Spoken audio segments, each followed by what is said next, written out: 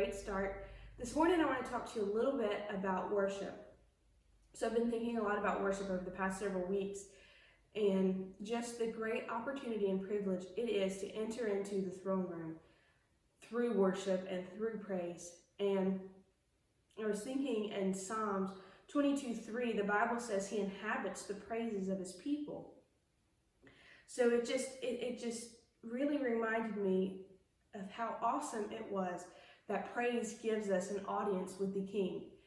And I for one, want to take advantage of that. I never want to neglect that privilege of prayer and worship and praise. And a couple weeks ago, our choir director brought back an old song that we used to sing. And the title of the song is This Is Your House. And I believe it's sung by the Brooklyn Tabernacle. And there was a lyric in the first verse, and it said, "Be enthroned on the praises of your people, Lord." And I was just thinking how beautiful that is. And it's not just a lyric we sing or something to think about. It is a reality that when we lift up our hands in the sanctuary or maybe even in our prayer closet, I've done it sometimes just driving down the road. Really anywhere, when we lift our hands and we worship the King, sometimes it's through tears or through a shout or through a jump or through a hand clapping. When we worship the King, we have an audience with him. He inhabits our praise. What a great opportunity that is. I was also reading Hebrews 13 and 15 reminds us that our praise, he referred to it as a sacrifice of praise. And I began thinking of that. And while worship is a great privilege and a great opportunity, it is also my responsibility that when I offer my sacrifice of praise, I am offering a clean and holy sacrifice that is acceptable in his sight.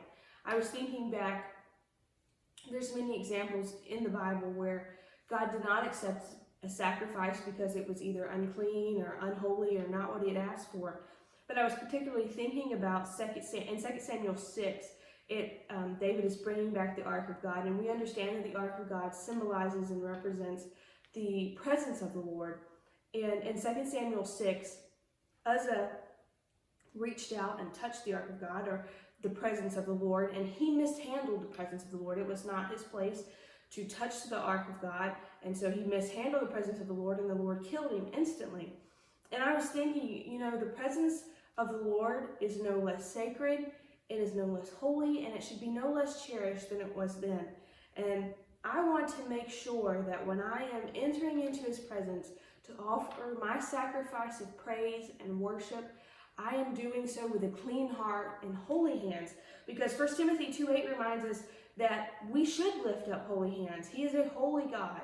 And honestly, he will accept no less than a clean and pure and holy sacrifice. And that's what I want my worship to be. I want it to be acceptable in his sight. So I wanted to encourage you today, one, to take advantage of the opportunity of worship. Take advantage of the ability to have an audience with the King. What a great, great privilege that is for all believers. And secondly, I wanted to also remind you to make sure when you are offering this sacrifice that you are offering an acceptable sacrifice.